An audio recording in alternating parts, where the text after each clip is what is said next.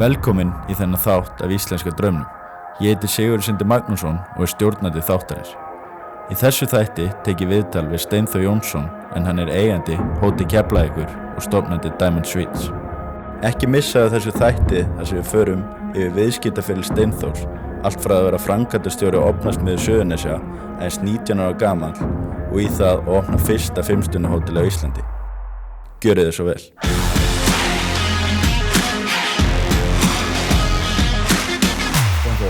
Velkomin í þáttinn. Gaman að koma hingað. Þú rekur í dag Hótel Keflavík og Diamond Suites. Hótel Keflavík eitt elsta hótel landsins og Diamond Suites fyrsta 5-stjörnu hótel landsins. En förum aðeins tilbaka, hvar viðskiptaferlið tefst? Já, ég 1972 þá byrjaði sem faðir minn að stofna opnasmiðju hér á þessum stað sem hótelið og ég var þá var ungur drengur, kom ekki nálægt því fyrir en nokkru seinna eða 75, árið 12 ára, þá byrjaði ég að vinna í honum að smíða opna á þessum bletti, þannig ég búinn að vera nú þegar í tæp 43 ár og síðan þróaðist þetta svona þannig að ég var 19 ára, þá var ég orðinn framkvæmdastjóri Opnasmiðju Suðurnesja og var þá nýkominn úr fjölbrautaskóla Suðurnesja og fór beint í það að taka við skrifstofunni og hjálpa til í sölumálum og öðru slíku. Og þá hafði grunnurinn að þessu húsi sem Hótel Keflavík verið byggður, bara svona sem hluti af framtíðarhugsun með þetta pláss án þess að velta fyrir sér að hafa hótel. Og það var síðan árið 1986, þannig sem í upphafi árs, þá hafði amma mín, Sigríður Stefánsdóttir, komin úr aðgerð úr Reykjavík og það var svona verið að tala um það að hafa sjúkrahótel að pabbi kom með hugmynd, hvernig væri það myndi bara byggja svona rými, þá áttu að byggja díálmuna í Keflavík og hugmyndin kom eiginlega hvort við ættum að byggja ofan á þennan grunn og vera með sjúkrahótel í tengslu við díálmuna. Það nú eins og með í pólitíkinni að díálman kom 2005, þetta var 86, þannig að þetta taðist nú þeim megin.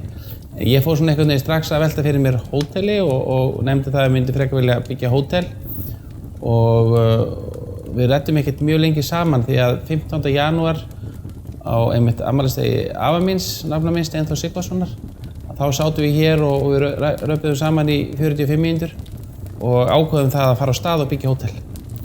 Og 17. maí sama ár, 3,5 mánuði seinna eða rúmum 3 mánuðum, þá opnuðum við Hótel Keflavík. Þannig að þetta gerðist mjög af uppsteypu og allt saman. Þannig að hvað það var, hvort að iðnaðarmennirnir voru svona snöggir í gamla daga eða hvað það gerðist, en auðvitað var hótelið opnað mjög einfalt, þetta var bara gistirými, en samt sama rými og við erum í hér í dag. Hvernig voru fyrstu árin í rekstrinum? Við vorum þetta allt öðruvísi, þetta breytist mjög mikið. Ef við horfum bara svona út frá okkar hóteli, þá var svona fyrstu gestur og voru sjóstangaveiðimenn sem kom frá Bretlandi. Og ég sem var vanur að vinna í opnasmiðjunni og oft drullur upp fyrir haust þegar ég kom heim á kvöldin, að mér var ekki sama daginn eftir þegar ég þreif fyrstu herbergin því það var fiskur undir rúmum og svona það sem hefði veitt og fleira, þannig að ég leist nú ekkert á blíkuna að ég hefði farið kannski úr öskun í eldinn. En sem betur verið var það nú ekki sá sóðaskapur eftir þetta. En fyrstu gestirnir tengdust mjög mikið flugvellinum. Það voru mjög mikið áhafnir sem komu hérna út af flugvellinum, NATO, ríkin og alls konar lönd. Það voru bæði Bandaríkjamenn sjálfsögðu mest, en það voru bæði Rússar, Þýskarar og Ísraelsmenn og alls konar bara flugáhafnir sem notuðu völlin, sem NATO-völl, til þess að vera. Og það var svona grunnurinn okkar viðskiptum í upphafi. Hvað voru mörg herbyggi á hótelinu þá? 17. maí þá opnuðum við 22 herbyggi og síðan bættum við þessum 5 herbyggjum sem núna Diamond Suite við seinna haustið í október og fyrstu viðskiptavinir okkar á þessari hæð voru flugmenn Gorbatsjov. Þá var leiðtogafundurinn milli Regans og Gorbatsjov, þannig að það má setja það í samhengi við opnununa svolítið, það var fyrsta árið og það kom svona smá áhugi á að auka gistirými, svolítið eins og við erum að upplifa síðustu ár að allir vilja byggja hótel og gera. Að það var svona í kringum fundinn, þá vildi allir opna gistiheimili og hótel þótt að þetta hafi bara verið 3 daga fundur. Íslendingar oft fljótir að sjá tækifæri og ætla að grípa þau.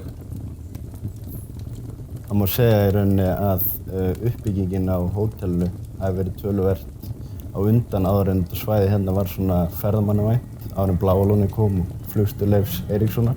Af hverju vildu þið opna hótel í Keflavík? Sko, ég held að við höfum séð ákveðin tækifæri. Ég held samt að margt kom svona sjálfu sér og við vorum ekki alfróðir um þetta. Það var kannski meira að faðir minn hafa mjög duglegur til vinnu og vildi vera svona byggja upp og vera í vinnugalunum. Og hann sá bara tækifæri byggja upp húsnæði og hvað við gera með það og þetta þróaði svona út í það fyrir hótel eins og ég sagði áðan. Og síðan raunverulega kannski kom reksturinn meira yfir til mín, hann var meira í svona uppbyggingafasunum og halda húsinu við og gera hluti. Við auðvitað horfðum við til þess að það vantaði hótel á þetta stóra svæði og hugsuðum kannski ákveðna viðskiptaaðila sem kannski kom aldrei en það kom annað í staðinn. Þannig að við fórum kannski blint í sjóinn, ég var ekki menntaður, ég var bara með mitt stúdentspróf. Það var reyndar hlaupið meitt bekk, þannig að ég var komin fyrir í fjölskyldufyrirtæki svona fullu. 19 ára þegar ég, eins og ég segi, framkvæmdastjóri og 23 ára þá var ég hótelstjóri. Og það má líka segja, sko, þetta var svona einfalt í gamla daga, sko, að pabbi kom til mín og ég var framkvæmdastjóri fyrirtækisins og sá fyrir mér ég myndi reka hótelið, en man hafði aldrei hugsað orðið hótelstjóri. Og hann sagði við mig kvöldi áður, Steinþór, þú verður hótelstjóri, þú talar ensku. Þannig að svona gaman að horfa tilbaka og hugsa til þess hvað þetta var allt einfalt. Þér hafði aldrei dottið í huga að reka þetta í hótel? Nei, og raunverulega kom það ekkert upp þannig, maður hugsaði þetta öðruvísi. Maður var staddur bara í fyrirtækinu sínu. Ég dvaldi bara heilu mánuðina fyrstu árin. Við vorum fjölskyldan, vorum sjálf að gera allt. Ég sem var áfram, framkvæmdastjóri Opnarsmiðju Suðurnesja til 2006, þannig ég rak bæði fyrirtækin samhliða á sömu skrifstofunu auðvitað, maður getur ekki skipt sér. Og síðan voru foreldrar mínir báðir faðir minn meira í Opnarsmiðjunni og móðir mín var hérna í þvottahúsinu og hélt til og kona mín að þrífa herbyggi og systir mín og bræður og fleira, þannig að þetta var svona fjölskyldudæmi. Ég var hérna heilu mánuðina, gisti bara svaf á nóttinni og var þá næturvörður, sofandi næturvörður eins og maður segir, vaknaði bara upp þar einhver gestur eða heyrði einhverjum og hljóð til og tók á móti. Þannig að þetta var einfalt en oft erfitt og tók mikið á og þetta er ekkert eins og í dag, það má ekki opna neitt um allt sé klárt og tipptopp og flott. Þetta var bara gert eftir hendinni, við gerum okkar besta og það er mjög góður skóli, mjög góður skóli. Þið farið svo í miklar endurbætur á Hótel Keflavík og byggið upp Diamond Suites. Geturðu sagt mér aðeins frá þeirri uppbyggingu sem er búin að eiga sér stað síðustu ár? Kannski okkar gæfa hefur verið svo að við höfum haft vit á því að byggja upp svona jafnt og þétt, rólega. Og þegar við kannski erum búin að opna hótelið og komin þangað sem við vildum vera, að þá byrjuðum við kannski að hugsa hvernig getum við bætt þjónustuna, lagað og svo framvegis.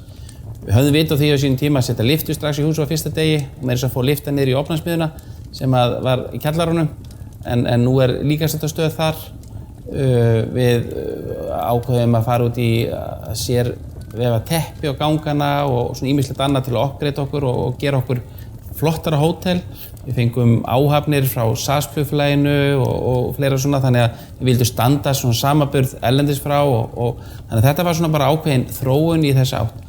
Síðan má kannski segja að maður snúið svo kannski við að síðustu breytingar voru 2015, 2016 þegar við opnum Diamond Suite. Það fór árið 2015 svolítið mikið í það að taka þessa hæð hér og breyta þess í þetta 5-stjörnu hótel og við opnum sem Diamond Suite 17. maí 2016 á 30 ára afmæli hótelsins. Og þegar að þessi hæð var komin og þetta gekk svaklega vel og þetta hefur gengið gríðarlega vel þessi eining hjá okkur, að þá erum við búin að vinna svolítið í því og erum enn að laga Hótel Keflavík til að reyna að fá svona 4,5 stjörnu ef maður nota þá viðmiðun. Það er þetta ekkert kerfi sem heitir 4,5 stjarna, en svona þannig að Hótel Keflavík sé með meiri þjónustu og flottari herbyggi heldur en gengur að gerast á fjárhúsinu hótelum. Það er okkar markmið og við erum komin þangað mjög nálægt núna og vorum að opna glæsilegan veitingastað núna í byrjun árs, Kef, og hann hefur gengið gríðarlega vel og fólk ánægt þar og hann hefur svona lyft upp svona stemmingunni hjá okkur og við vorum með veitingastað áður og höfum bara svona gert það í svona ákveðnu þróun, en við ætlum svo enda núna í haust að reyna að klára móttökuna. Við erum svona snúum þessu við, það eru flestir sem að gera flotta móttöku og svo reyna að selja hótelið, en ég vil svona vera með glæsileg herbyggi líka Hótel Keflavík Þannig að fólk sem kemur og upplifir fallega móttöku, að því verði ekki verið vonbrigðum þegar það kemur svo inn á herbyggi. Þannig að það er svona okkar hugsun að selja ykkur ekki of mikið að standa undir sölumennskunni, vera með fallega myndir og allt það, en að það standi undir sig, eða sko að fólk segi ekki þetta er ekki sama og við áttum von á, frekar það upplifi það fínna. Og það er svolítið gaman að segja frá því að Diamond Suite við lögðum mikið upp úr því að búa til ákveðna ímynd og taka myndir í herbyggjunum og það er þetta sett upp ákveðið svona kerfi þegar það er að taka myndir.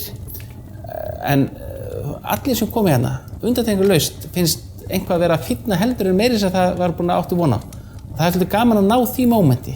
Þannig að með öðrum orðum þú nærði ekki kannski öllu inn í myndaramman, heldur að það er einhver stemming sem að fólk upplifir hér og segir, vá, ég var búin að sjá myndina en þetta er mikið flottara eða eitthvað og það er akkúrat vill maður vera. Hver var það sem að hannaði 5 stjörnu hótelið? Þetta gerði ég bara svona í rólegheitunum. Ég hafði gott samstarfsfólk og ég hef aldrei verið hræddur það að leita til fólks í kringum mig, þó sem þeir eru hönnuður ekki til að spurja og velta vöngum yfir hlutum. Þannig að það eru margir sem eiga ákveðna hluti hér í Diamond Suite, en ég er aðal hönnuðurinn af hótelinu og þróa þetta þannig að ég gerði þetta bara skref fyrir skref og það var aldrei teiknaður upp þessar svítur. Ég hef fengið marga hönnuði arkitekta sem hafa komið hér og verið að flestir að dást og ánæði með það sem hér er sýnt fram á og til dæmis bara núna fyrir 1 mánuði kom ég hérna 2 aðilar frá versaðsverksmönnum í Ítalíu til þess að eingöngu að upplifa Diamond Suite og sjá hvernig við höfum nýtt efni þeirra. Og þeir voru mjög ánægðir og ég mun einmitt heimsækja þá og erum núna að vinna í því að í sameiningu aðeins að hanna einmitt móttökuna. Þannig að ég og kona mín ferðuðust til margra landa og keyptum hluti, öll málverk, hver einasti bolli, hver einasti smáhlutur, koddi eða hvað það heitir. Það er eitthvað sem við völdum í rólegheitunum. Þetta var ekki sem ein ferð, heldur gerðist á 3 ára tímabili og með þess eftir opnum höfum við verið að bæta í og laga litla hluti. Og það er raunverulega mjög mikilvæg þáttur held ég í hönnun að fólk sé ekki svona að festa þetta of mikið niður, auðvitað verður að hafa einhverja línur og síðan að reyna að horfa á rýmið og prófa þess áfram, vera óhrættur við að koma með stól og pröfa hann og færa til og gera. Og það er held ég grunnurinn að velgengni okkar hérna á Diamond Suite. Já, nákvæmlega. Þannig að þið leggja mjög mikið upp úr dítelunum með þessi smáatriði að þau séu rétt. Smáatriðin skipta öllu máli og við leggjum mikið upp á lýsingu líka. Við erum með LED-lýsingu hér í öllum herbyggjum og hún er einföld. Við erum með þannig að gestirnir geta skipt stemmingu, bæði hækka og lækka ljósin, skipt liti og annað og án þess að það sé flókið, það þarf ekkert að halda neina stóra ræður fyrir fólk sem kemur inn hvernig á að gera hlutina. Við erum líka með mjög fullkomið Sonos-kerfi, hljóðkerfi inn í herbyggjunum, þannig að fólki getur spilað tónlist af sínum eigin síma. Við erum með Apple TV tengt Bang & Olufsen græjunum sem eru hérna út um allt og þetta er svona, það sem við leggjum áherslu á að ganga lengra í þessum litlu hlutum og bæði gæðum eins og Bang & Olufsen til dæmis og versaðsprísar og slíka og svo líka hitt að það sé svona gott að koma, gott að vera. Já. Og þá svona, ég sjálfur bara, hvernig hef ég upplifað hótel? Ég hafði ekki gist mikið af 500 hótelum áður en ég var eigandi hótelstjóri hér á Diamond Suite en ég prófaði svona áfram og maður getur svona oft gert góða samninga þegar maður er í þessu stöðu og fengið að gista og pröfa það sem maður kannski venjulegur aðili getur ekki og ég er alltaf ánægður og ánægðari með það sem við erum að gera og ég held að ég er ekki að segja við séum bestir eða flottastir, ég vil segja bara við erum öðruvísi og við sköpum upplifun sem þú finnir hvergi annars staðar, það líkur alveg fyrir. Já, hvað myndirðu segja að væri svona mest krefjandi í þessu ferli að opna fyrsta 5 stjörnu hótelið á Íslandi? Það er bara að vera nógu kaldur að fara út í það. Hugsa það ekki og ekki ofhugsa það og bara ganga í verkið og klára það. Og það var svona einhvern veginn, þetta þróaðist að vera ekkert ákveðið, ég nú ætla að fara að opna 5 stjörnu hótel. Heldur, fyrst byrjaði maður að hugsa að gera flott herbyggi, flottar svítur og svo hvernig væri að fara lengra, hvað þurfum við til að vera 5 stjörnu og svo bara þróaðist þetta svona áfram og já, ég vil meina að kannski líka það að vera ekki búin að ákveða allt fyrirfram hafi hjálpað okkur mikið. Já. Mjög mikið. Og samsetningin í dag á milli Hótel Keflavík og Dæmisvík er algjörlega einstök og sérstök. Og það gæti engin rekið svona lítið boutique hótel sér. Það er ekki fræðilegur möguleiki. Við erum með Hótel Keflavík sem grunn af velgengni Dæmisvík, en Dæmisvík grunnurinn af kannski ákveðinni upplifun og markastól fyrir Hótel Keflavík. Og það sem koma hér og gista, við höfum verið með bæði frægt fólk og svo líka fólk sem bara getur leyft sér að gista á dýrum herbyggjum, og þessi gestir eru oftar en ekki bara að leita af þægindum, slappa af og vilja bara njóta sín í fallegu umhverfi. Og það er ekki þessu löngu listar sem maður heyrir vil fá þetta og þetta og þetta, það er undantekningin frá reglunni. En við erum alltaf tilbúin að veita það. Það eru gestir sem vilja fá ákveðin lit á ME-kúlurnar og vilja fá matinn hér og svo framvegis. En það er mjög mikil undantekning. En við erum tilbúin í það hvenær sem og það er ekkert vandamál. Eftir þú varst hótelstjóri Keflavíkur, hafði einhvern tímann dreymt það að opna eitt eigið 5-stjörnu hótel? Nei, raunilega ekki. Ég hef kannski alltaf haft metnað til að gera hlutina vel. Og ég vil frekar segja að það sem ég tek mig fyrir hendur klára ég, og það var svona tímabili að ég var svona, þegar ég fekk góðar hugmyndir miðað nætur, og þá var ég stundum svolítið pirraður sjálfur mig vegna þess að ég vissi að ég yrði endilega framkvæmana, sko. Þannig að það var svona einhvern veginn hvati í mér að ég gæti ekki lagt frá mér góða hugmynd án þess að skrifa hana niður eða skoða hana seinna. Þannig að ég myndi frekar segja það að ég vil ekki vera með of mikið í einu, klára ákveðna hluti, gera það vel. Ég var ekki búinn að nefna að við erum eitthvað gistiheimili hérna móti okkur, og við erum núna algjörlega búin að tæmdu það algjörlega, settum hitt í gólf, skiptum þak og fórum alveg inn í alla veggi og annað til þess að byrja upp á nýtt og gera það glæsilegt. Þá er það bara verkefni dagsins ásamt göngum og almenn rými sem við erum að klára í dag. En síðan þegar það er búið þá klárum við herbygginn og svo framvegis. Þannig að reyna að horfa svona á einn hlut í einu sem aðalverkefnið, ekki dreifa hugunum of mikið. Því að vera hótelstjóri er mjög sérstakt starf að því leyti til þú þarft raunverulega að vita eitthvað allt. Þú þarft að vera, þú ert starfsmannastjóri, þú ert markaðsstjóri, þú ert í mínu tilfelli ákveðinn hönnuður og svo þarf maður að hafa verkvit, maður þarf að ræða við rafvirkjana og pípulagningamennina og málarana hvernig maður vill hafa hlutina. Og oftar en ekki er það ég sem að segja ég vil hafa þetta svona og svona, og það er ekki hægt segja þeir jafnvel, og þá þarf ég að koma með lausnin á því. Já. Og þetta er svona eitt af þeim gullmálum sem ég lærði hjá pappa mínum, sko, að það er ekkert sem er ekki hægt að leysa, og það er ekkert sem að einhver segir það er ekki hægt, það er hægt að leysa það. Við sitjum hérna til dæmis og með fallega vegg á bak við okkur. Hérna inni í veggnum er mjög flott kerfi sem tengist rafmagnsheitapottinum, og ég man það þegar ég var að hugsa þetta, að því að pappi var ekki með okkur þá, að þá var ég að hugsa hvernig get ég leyst það að upp á vatnið skiptu vatn og annað slíkt. Þannig að við erum í kerfi þannig að við höldum 40 gráða heitu vatni með hitaveituvatni. Og síðan tekur bara rafmagni við og heldur því við. Þannig að við getum skipt vatn á hverjum degi, þannig að allir gestir fá nýtt og hreinan heitapott.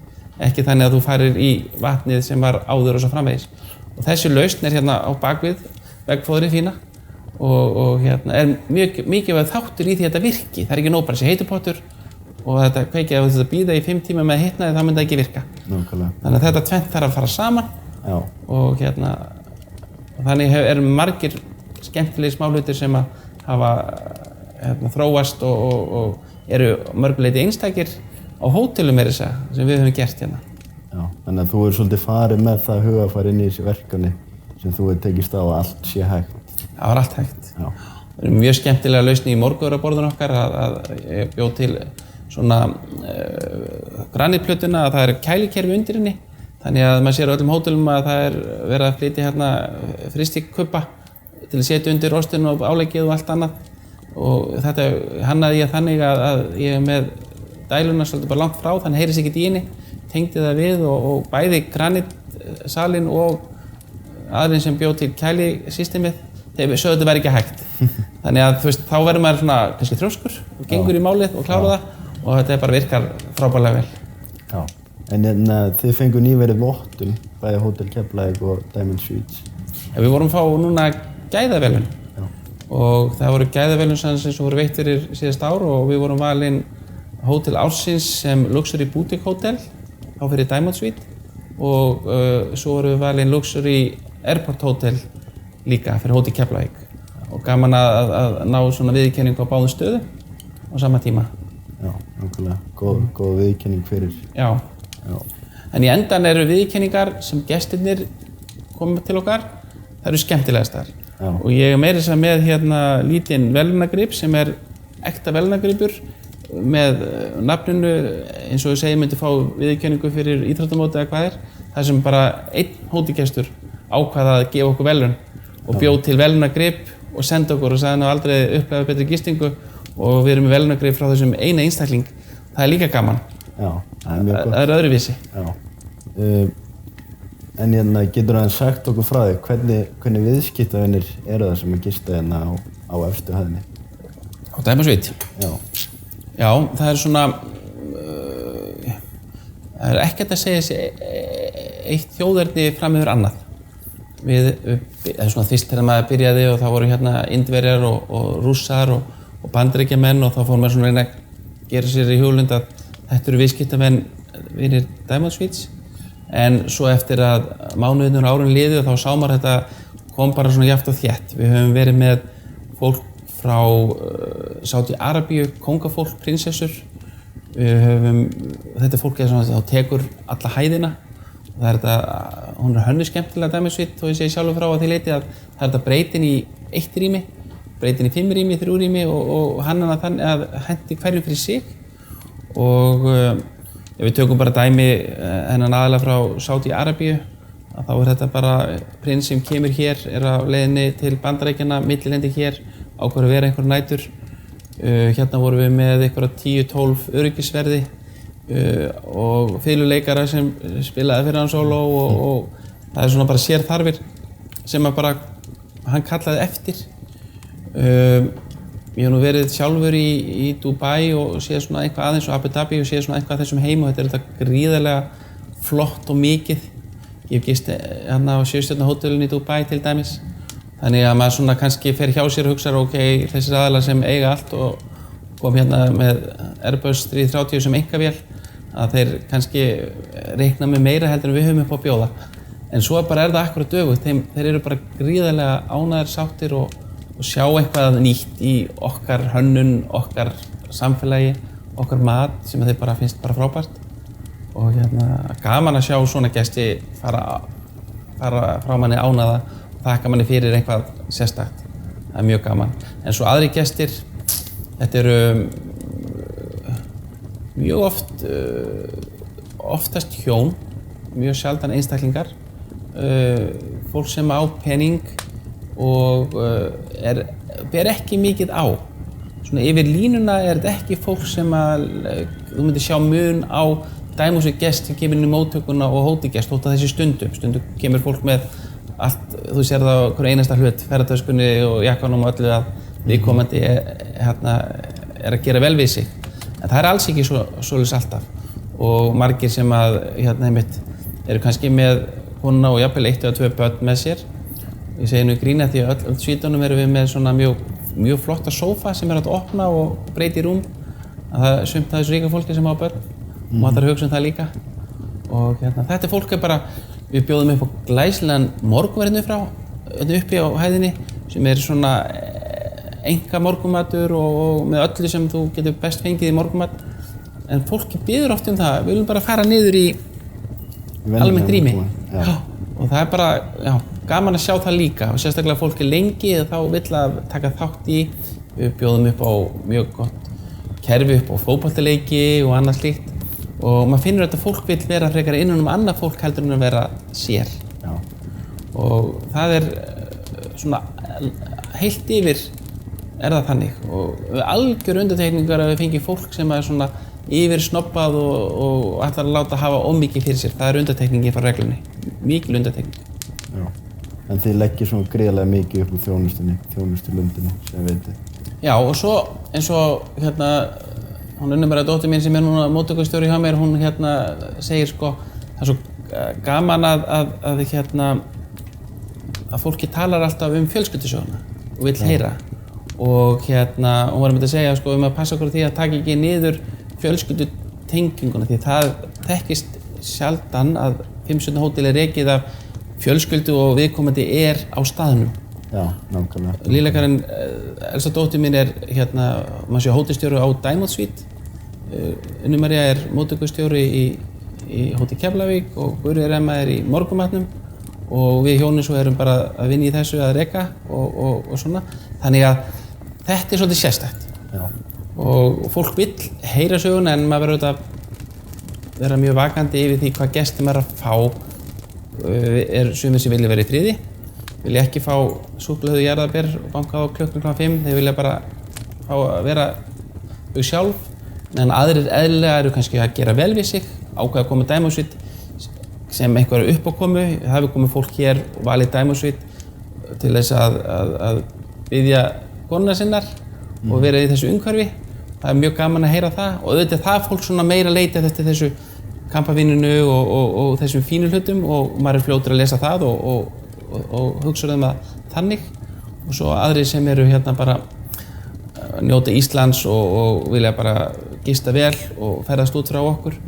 Og sumir vilja heyra söguna og meira en aðrir og þá reynum maður að verða við því.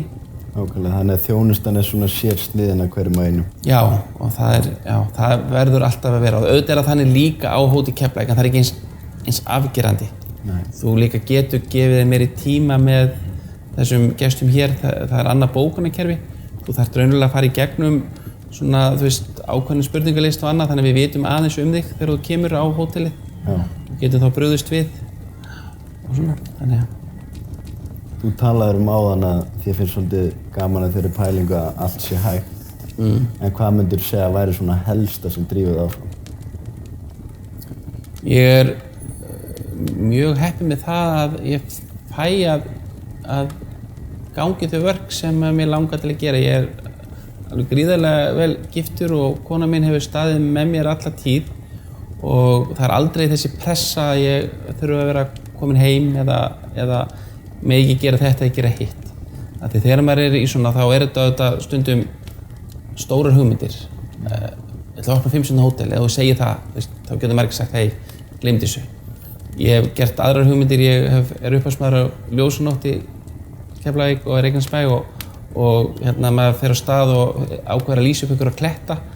Það eru margir sem myndu ekki gefa manni færi til þess að fá næði til að hugsa þetta og klára þetta. Og þannig kannski ég líka bara alin upp að minni fjölskyldu að foreldrar mín voru gríðarlega vinnusamt fólk, lagði áherslu bara að byggja upp og horfði aldrei til þess að hvað þetta væri í verðmætum eða út frá peningalegu gildi, heldur meira að byggja upp og að það gengi vel og fara í gegnum góða tíma og slæma tíma því það er ekkert fyrirtæki sem á ekki erfið ár og svo góð ár. Þetta er upp og niður og það er að kunna takast á við þetta er mjög mikilvægt og hafa umhverfi til að fá takast á við það. Og ég veit að horfa til þess núna, pabbi hefur örugglega ánægður að fá mig svona ungan inn og vilja rífa áfram því ég er alveg svakalega ánægður að hafa dætur mína með mér og stoltur að þær vilji vera hjá okkur að byggja upp fyrirtækið. En það skiptir miklu máli, þessi tenging. Já. Fjölskyldan vinnur öll að þessu saman. Já, ég meina það gefur þessu gildi og eins og við segjum, það er ekki alltaf jólin og þetta eru gríðarlega langi vinnudagar.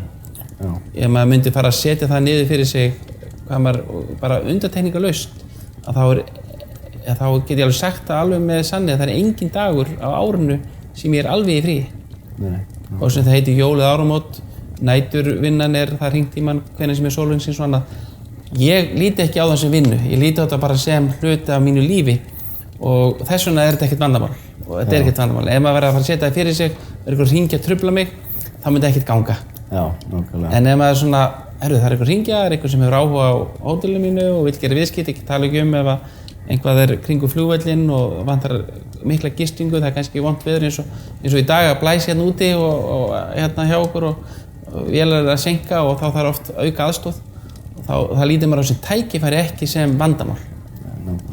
Þá þetta ekkert að þessu. En það mjög sérstakt talandi hvenær maður í vinnunni og ekki að ég hef verið svona tengdur flugrekstri og hérna séð flugfélög þegar eitthvað bjátar á. Og það svolítið sérstakt að símtölun sem að koma oftast þegar eitthvað að gerast. Það hátíðisdagar, afmælisdagar í fjölskyldunni og þá virðist alltaf einhver geta hringt og kalla eftir aðstoð hjá manni.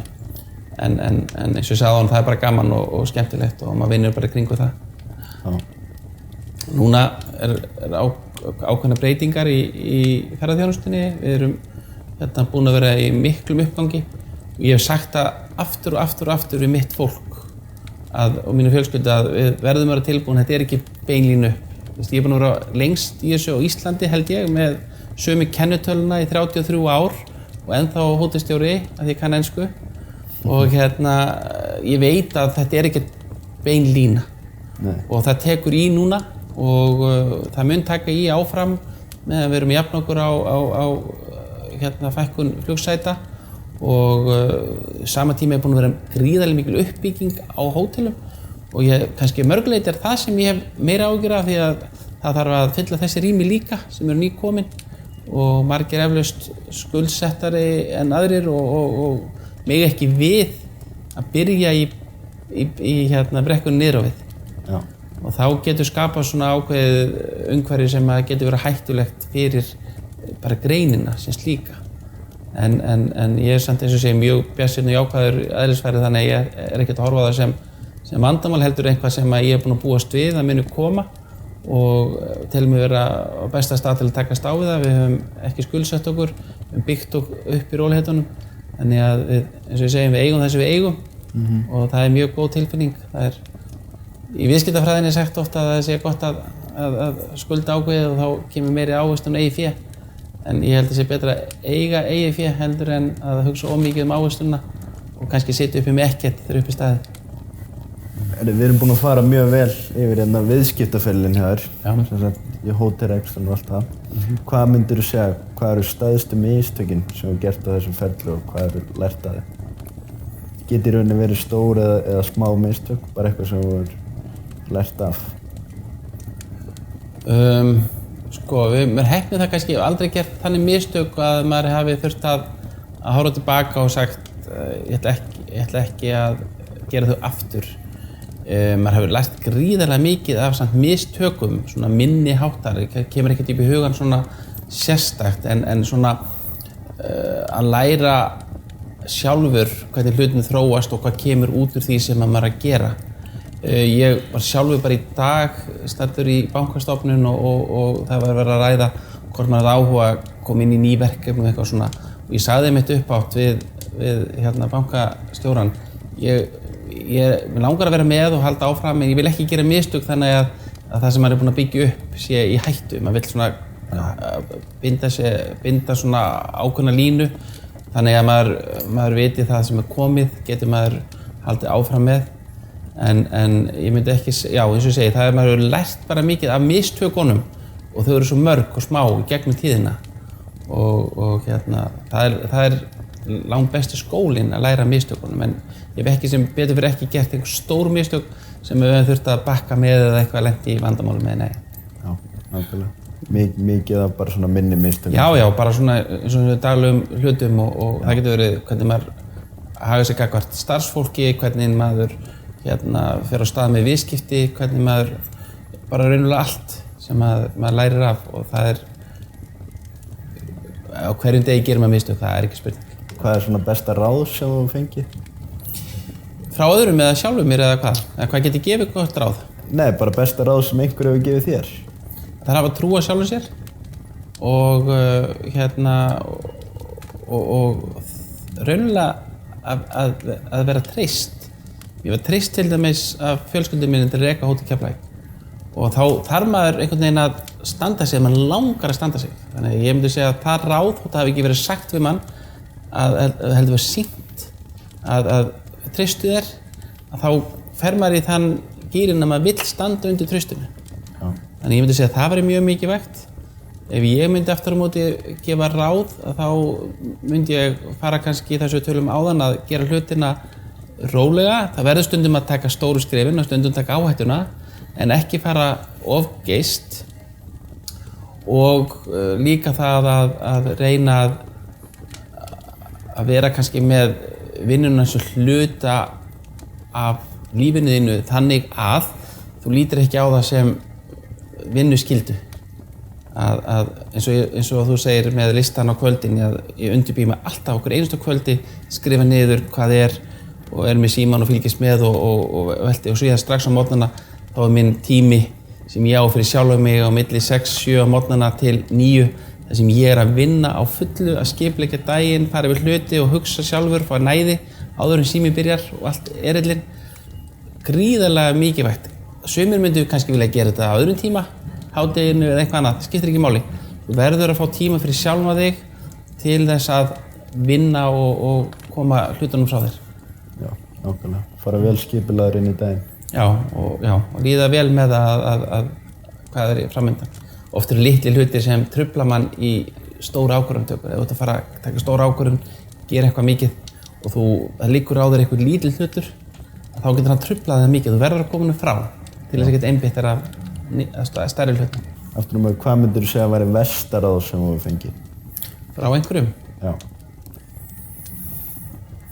Raunverulega aftur, það kemur kannski enginn og segja mann eitthvað, en svona að það er kannski frekar að fara inn í hluti sem maður ekki tilbúinn í, maður á ekki að dreifa sér of mikið og svona vera að búa til kannski tækifærin, þetta alltaf gerast á morgun og ef þú gerir þetta og gerir hitt og þá bara eftir mánuð ertu bara búin að eignast þetta og það eru oftast röng ráð. Það er ekkert mjög sjaldan sem að þú eignast eitthvað eða býr til fyrirtæki á stuttum tíma. Þannig ef einhver bjóða þér að gera eitthvað og þú munt ná árangri á stuttum tíma, þá er það oftar en ekki rétt. Ég hef unnið í happdrætti bíl með þess að það gerist, en það er ekki það sem að þú getur ekki stólað á svoleiðis hluti. Það koma til þín fullt af tilboðum, Excel-skjölum, gera þetta og gera hitt og gera svona og því betri sem niðurstaðan er, því minni líkur hún gangi. Já, þannig að það tekur rauninni alltaf að horfa til langtíma. Já, en aftur, það má ekki, það er ekkert einhlítt í þessu.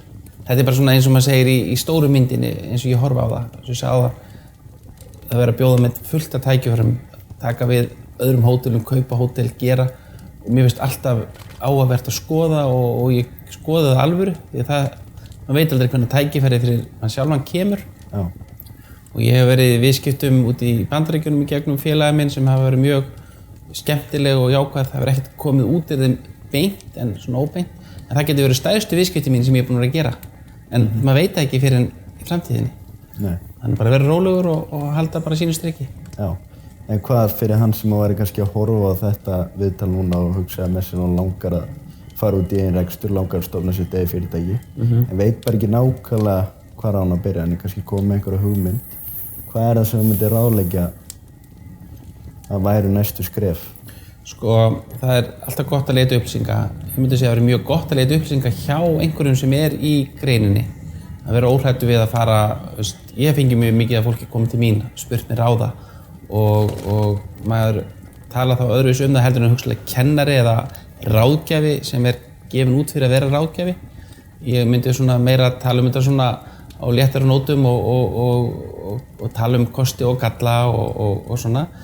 Ég auðvitað byrjaði í fjölskyldufyrirtæki. Það var ekki stórt, þetta var lítið bílskúrsfyrirtæki ef maður getur notað þannig sem viðmiðun. En það var samt einhver byrjun. Og þótt að hótelið hafi komið alveg eins frá mér eins og föður mínum þannig að við gerum þetta í sameiningu, að þá samt hafið þann styrk og stuðning í upphafi. Og það þarf ekki að vera í fjölskyldunni að það sé mikilvægt að allir hafi einhvern stuðning til að tala við, tala upphátt og ræða hugmyndina. Oft þegar maður segir hugmyndinu upphátt þá heyrir maður að hún sé góð eða slæm. Já. Það er mjög mikilvægt að tala hlutinu upphátt og geta treyst einhverjum aðila fyrir því hvað það hugsa og segja hlutina og þá leiðu upp að segja hann einhvern veginn, þá einhvern veginn hljómar hann öðruvísi heldur en að hugsa hana. Og þá getur oft átt á því, er ég á réttri leið eða ekki. Hvort þú séu góð eða slæm. Já. Nákvæmlega. Hvar sérðu sjálfa þig eftir 5 ár? Eftir 5 ár, það er svo fljótt að líða tíminn. Ég er búinn að heppin, ég er búinn að eignast 3 barnabörn og alveg ótrúlegt að þegar maður hlustaði á einhvern segja í gamla daga, sko, gaman tíminn kemur barnabörn og annað. Þetta er svakalega mikil breyting og maður svona upplifir árin þegar maður eignaði sjálf sín börn öðruvísi. Þannig að maður er farin að horfa svolítið á það að skapa líf fyrir fjölskylduna svolítið, en að því við erum að tala um viðskipti og ég gerum grein fyrir því að þú ert að horfa til þess. Ég myndi helst vilja halda áfram, hafa hótelið sem er svona ákveðin grunn, eiga áfram tækifæri til að gera einhver verkefni, kannski að taka aðeins minni áhættur þegar maður svona verður eldri en ekki alveg hægt að horfa út fyrir bóksið, sko. Maður verður aðeins að fá að leika sér og svona. Ég hef mjög mikinn áhuga á flugvélarekstri, hef tengst því og 1995 kom ég með Kanda 3000 flugfélaginn inn og það braut ísinn. Icelandair hafði verið eitt á markaði og þegar ég horfði tilbaka þá er þetta eitt af skemmtilegustu hlutum sem ég hef gert. Gaman að sjá hvað þessi ákvörðun mín hefur skilað sér í endan til allra.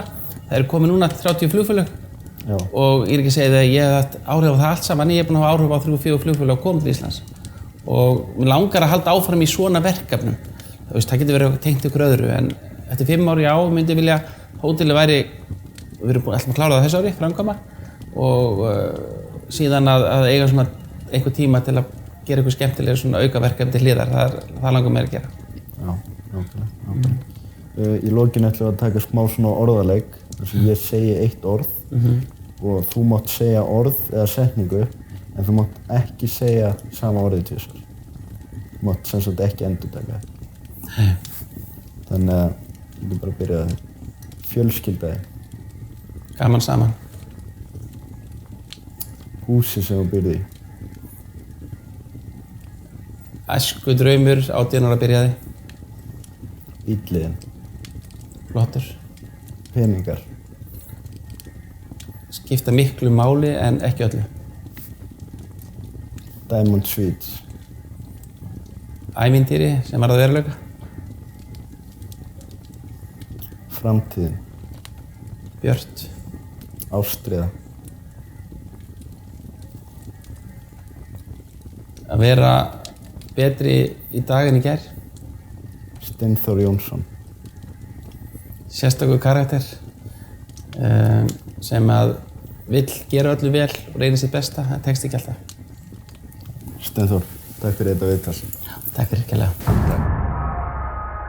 Ég heiti Steinþór Jónsson og er hótelstjóri á Hótel Keflavík og Diamond Suites.